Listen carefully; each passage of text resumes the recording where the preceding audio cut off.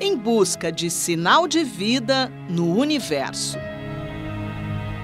Cientistas da NASA, a Agência Espacial Americana, anunciaram recentemente que Marte pode conter um oceano de água em estado líquido até 20 quilômetros de profundidade. A conclusão foi baseada nas medições de mais de 1.300 tremores feitas há 2 anos pela sonda Mars Insight. A presença de água anima os astrônomos, porque é o elemento essencial para a existência de seres vivos, como micro-organismos. Estudos anteriores indicavam que há cerca de 4,6 bilhões de anos, Marte pode ter abrigado uma enorme quantidade de micróbios, quando a atmosfera era densa e parte da superfície coberta por água. Nos primeiros anos de evolução, a água teria sido levada por uma chuva de asteroides cheios de gelo. A mesma teoria explicaria a presença de água na Terra. Mas a atmosfera marciana foi se dissipando, provavelmente com a força dos ventos solares, fazendo com que a água escapasse para o espaço ou se infiltrasse no solo.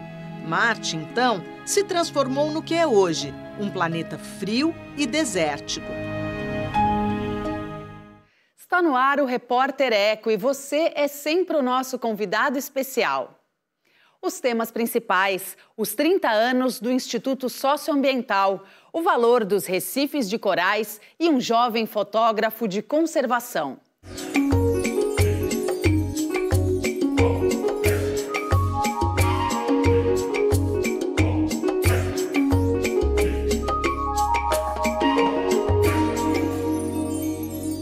Veja os detalhes do programa de hoje. O aniversário da organização não governamental que luta pelos direitos dos povos indígenas e pela preservação das nossas florestas. Estudo mostra o valor dos serviços ecológicos prestados ao Brasil pelos corais. E Fernando Facioli integra o seleto grupo internacional de fotógrafos que trabalham pela proteção da natureza.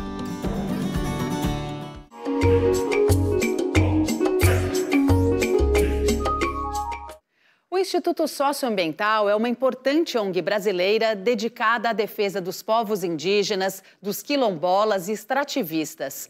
O ISA completa 30 anos de existência em 2024 e, para comemorar, o Instituto lançou filme e livro em homenagem a um dos seus fundadores, o antropólogo Beto Ricardo.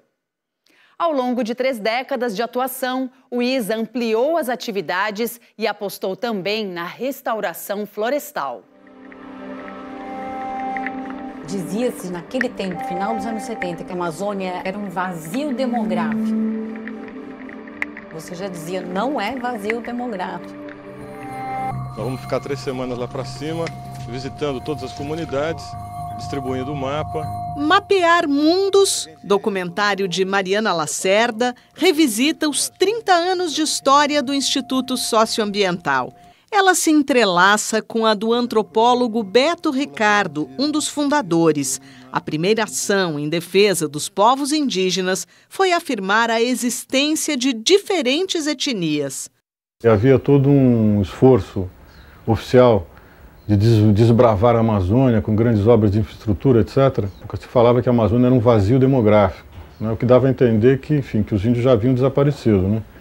Então nós começamos fazendo uma coisa muito singela, que foi colecionar informações sobre a situação dos índios naquela época e botar isso nos mapas e publicar isso aí.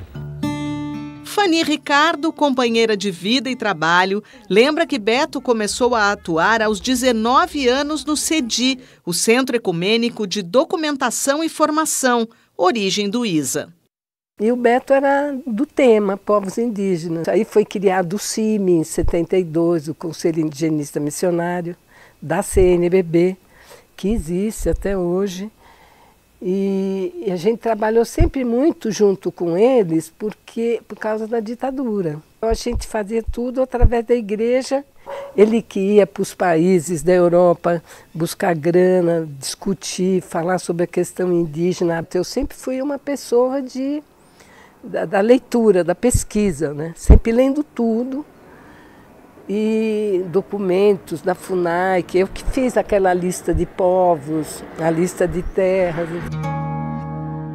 A pesquisa gerou a publicação Povos Indígenas no Brasil. Iniciada nos anos 80, está na 13ª edição. É a maior referência sobre assuntos relacionados às mais de 266 etnias que habitam nosso território.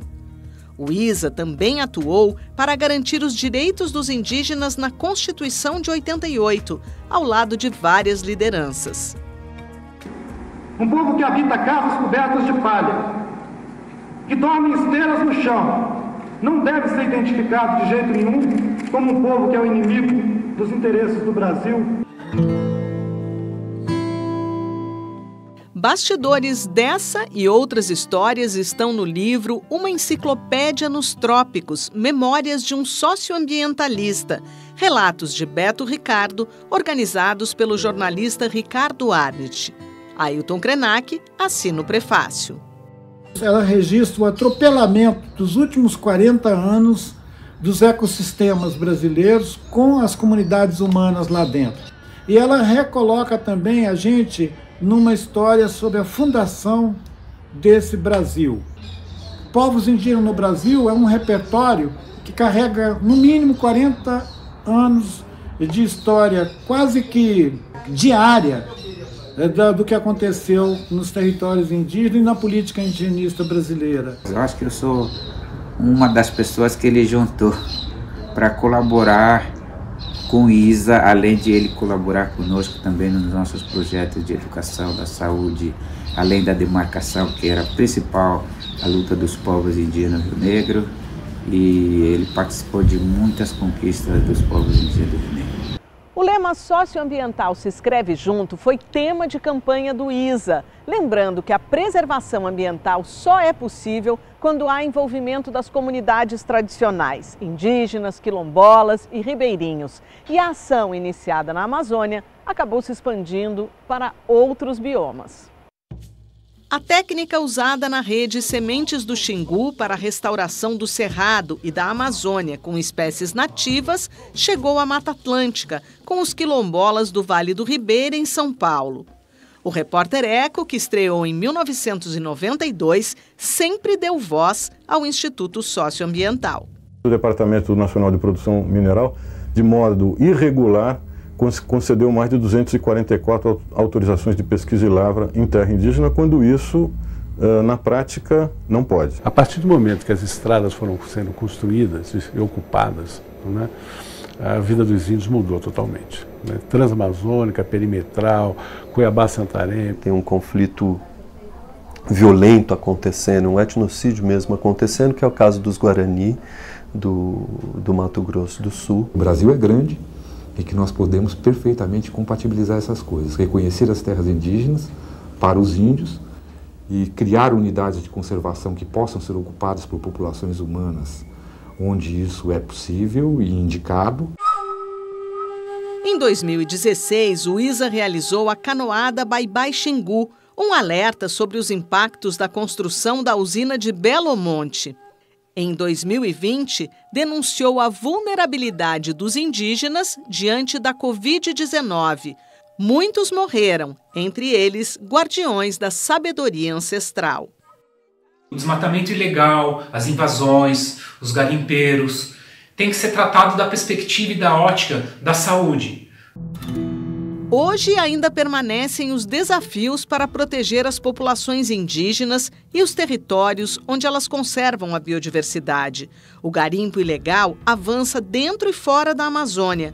O Congresso Nacional insiste na aprovação do marco temporal para que apenas as terras ocupadas pelos indígenas no ano da promulgação da Constituição possam ser demarcadas, ignorando as expulsões que aconteciam antes. A gente contribuiu com muitos processos importantes, desde processos de reconhecimento de direitos territoriais, até desenvolvimento de novas metodologias e tecnologias para a restauração florestal, todo o apoio ao desenvolvimento de produtos das cadeias da sociobiodiversidade. E eu acho que hoje nós participamos de um processo histórico muito importante, de maior visibilidade para a importância dos povos indígenas e dos povos da floresta. E acho que o ISA tem uma contribuição nesse debate de mostrar que a gente não pode querer conservar florestas sem pessoas, porque essas florestas só existem por essas pessoas. Veja daqui a pouco aqui no Repórter Eco. Estudo inédito revela o valor dos serviços ecológicos prestados ao Brasil pelos recifes de corais.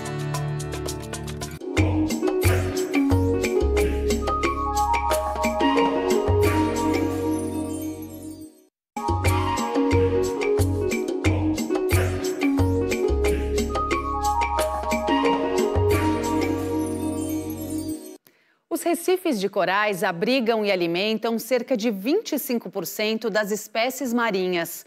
Um estudo recente mostra que, além da importância ecológica, no Brasil, esses ecossistemas geram mais de 160 bilhões de reais em serviços de proteção costeira e de turismo.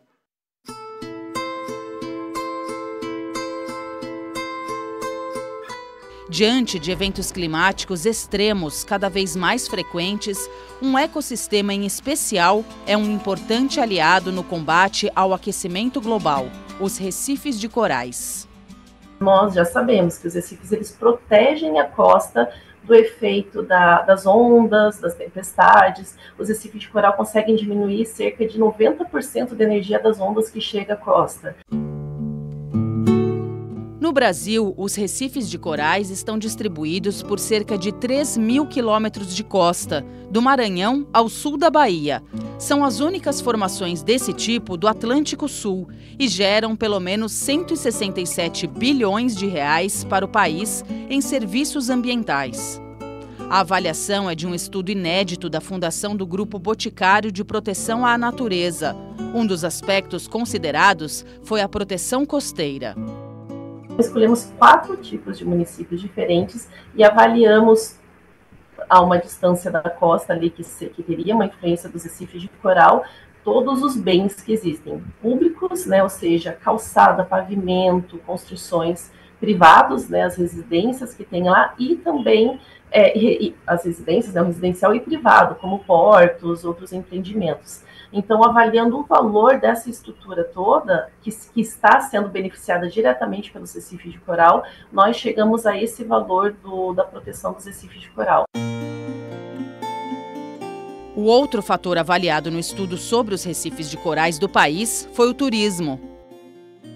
Nós verificamos que 7 bilhões por ano são gerados simplesmente pelos recifes de coral, não pela praia em si, mas pela existência dos recifes de coral. Isso representa cerca de 5% do PIB do Brasil para turismo.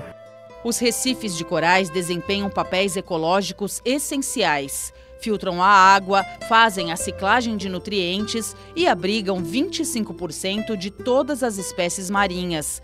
Garantem o equilíbrio dos oceanos, imprescindíveis para a vida no planeta, porque absorvem boa parte do CO2 da atmosfera e liberam oxigênio. Mas a poluição, a sobrepesca, o turismo desordenado, a presença de espécies invasoras, a construção de empreendimentos próximos à costa e, principalmente, o aquecimento das águas provocado pela crise climática colocam os recifes de corais em risco. O estudo deve contribuir para orientar políticas públicas necessárias, como a ampliação das unidades de conservação marinhas. As áreas marinhas protegidas, elas ainda são um dos principais instrumentos para a proteção, para a conservação da natureza, da biodiversidade dos recifes de coral. Apesar de tantas ameaças, uma boa notícia animou os cientistas. Uma pesquisa da Universidade de Queensland, na Austrália, mostrou que a área coberta por recifes de corais em todo o globo é maior do que se pensava. São quase 350 mil quilômetros quadrados, o equivalente ao estado de Goiás. Cálculos anteriores apontavam para números entre 154 mil a 301 mil quilômetros quadrados.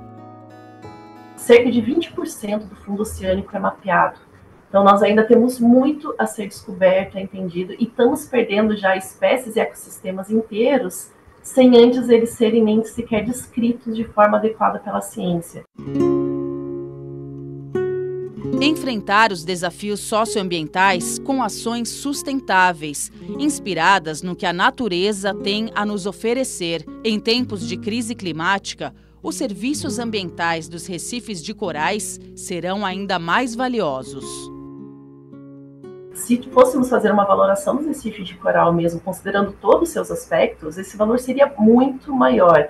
E chega ao ponto do inestimável, quando a gente começa a falar sobre valores culturais, religiosos, de estilo de vida, das comunidades tradicionais, mas também é possível pensar no valor dos corais para pesca, para alimentação, né? Então, 65% das espécies de peixe passam pelos recifes de coral em algum momento da vida. Então, isso a gente está falando de segurança alimentar. A natureza é a solução mais barata, mais eficiente e que ainda vai trazer diversos outros benefícios.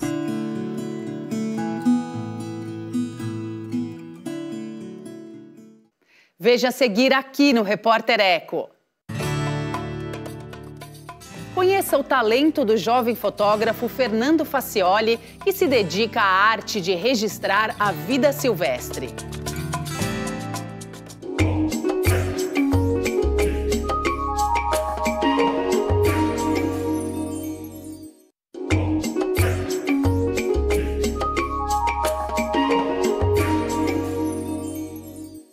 Fernando Facioli é um dos mais jovens profissionais a integrar a prestigiada Liga Internacional de Fotógrafos de Conservação. Um reconhecimento conquistado pelo olhar sensível e apurado de quem domina a arte de registrar a natureza.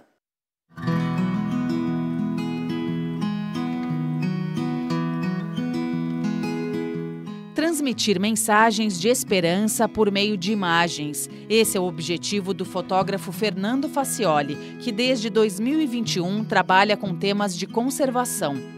As histórias visuais criadas por ele buscam retratar o difícil trabalho de pesquisadores pela sobrevivência de espécies que vivem em ambientes cada vez mais devastados pelas ações humanas. A paixão do jovem fotógrafo brasileiro pela vida selvagem surgiu na infância. Eu passei grande parte da minha infância em um trailer no interior de São Paulo, na região de Araçariguama. E eu convivia muito com meus primos lá, com a minha família, e a gente era sempre rodeado da Mata Atlântica, né? E foi lá que eu aprendi a ter esse primeiro contato com a natureza. Então eu sempre fui aquela pessoa que gostava de pegar os besouros, de ver como eles iam crescer, pegar os girinos, colocar no aquário, entender como era a metamorfose deles. Então, meu pai sempre me ensinou muito essa parte da conservação. A formação em biologia ajudou Fernando Facioli a se aproximar ainda mais de questões ligadas ao meio ambiente. Me traz todo um olhar diferenciado, né, das espécies. Você entende um pouco mais, você sabe um pouquinho do comportamento de cada uma delas. Apesar de não ser um especialista em nenhuma espécie, eu consigo entender, né, um pouco do que está acontecendo, do que eu posso esperar daquele animal, daquele comportamento, qual a melhor hora do dia para observar, e isso te deixa um pouco mais íntimo, né, do objeto que você está fotografando também. Ele passou a acompanhar o trabalho de outros fotógrafos de conservação e percebeu que poderia contar boas histórias observando o seu entorno. A gente não precisa de uma espécie super emblemática, de uma onça, de um tamanduá, para poder fazer imagens interessantes e contar histórias interessantes. A natureza está muito mais próxima da gente do que a gente acha, né? Então, mesmo numa grande cidade como São Paulo, nós temos os parques. Quando você vai lá e começa a observar eles de perto, as árvores, a folhagem, você começa a ver que existe uma fauna muito grande aqui. Eu acho que para quem quer começar na fotografia de conservação, é você se apaixonar pelo seu objeto de estudo. É primeiro estudar, né? Não tentar já começar a fotografar, mas treinar, praticar esse olhar, essa observação, essa contemplação da natureza. Em Em 2021, veio a primeira oportunidade de um trabalho como fotógrafo de conservação durante a grande queimada do Parque Estadual do Juqueri, último fragmento de cerrado da região metropolitana de São Paulo. Eles acabaram permitindo que eu entrasse e acompanhasse a equipe do Grupo de Resgate de Animais em Desastres, e foi aí que começou a minha primeira história da fotografia de conservação. A gente acabou encontrando um ouriço albino. E esse animal ele acabou sendo considerado um símbolo, né, da resiliência do cerrado na época e de todo o esforço das pessoas para mitigarem aquela situação. Foram 6 meses que eu fui acompanhando, né, o crescimento dele, até que chegou um momento em que a história estava mais completa. No mesmo ano, Fernando Facioli foi convidado para documentar a seca do Pantanal. Naquele momento eu também acabei criando uma história fotográfica curta, mas forte, sobre a realocação de alguns jacarés. Em 2022, ele se tornou integrante da Liga Internacional de Fotógrafos de Conservação, uma das mais renomadas do mundo, e conquistou na Inglaterra seu primeiro grande prêmio, o prestigiado Panda Awards. A fotografia de vida selvagem ela acaba entrando como uma ferramenta, né, como uma parte da fotografia de conservação, mas a fotografia de conservação ela vai estar abrangindo também outros aspectos, como os desafios, as dificuldades que esses animais e os habitats deles estão enfrentando hoje em dia. Vai trazer um pouco da parte humana, então as pessoas, seja da comunidade ou os pesquisadores, o que eles estão fazendo para proteger essas espécies. Em 2024, a foto da soltura de um tamanduá-bandeira reabilitado por pesquisadores do Instituto de Conservação de Animais Silvestres de Campo Grande ficou em segundo lugar no Environmental Photography Awards na categoria Changemakers, que registra o trabalho de pessoas que atuam para melhorar o mundo. Facioli foi o único brasileiro entre os 36 finalistas do concurso. A minha imagem é uma fotografia de um tamanduá-bandeira sendo solto, né, debaixo da chuva, no Cerrado brasileiro. É um projeto de pesquisa científica liderado pelo ICAS, o Instituto de Conservação de Animais Silvestres, lá de Campo Grande. Primeiro a gente pode observar que no fundo dela tem algumas gotas de chuva, né, estava chovendo forte. E eu usei um flash fora da câmera e acabou dando um efeito bem diferente, né, que parece confetes caindo do céu, não sei. Me passa um pouco essa sensação de celebração e que era de fato o sentimento da equipe lá, né, naquele momento. Com um futuro promissor pela frente, ele conta um pouco dos próximos passos. Teve uma expedição muito recente que eu fiz para a Ilha da Trindade com pesquisadores de um caranguejo amarelo e essa é uma história que muito em breve vai estar sendo compartilhada com vocês e estou muito animado em poder compartilhar um pouquinho mais sobre essa espécie também.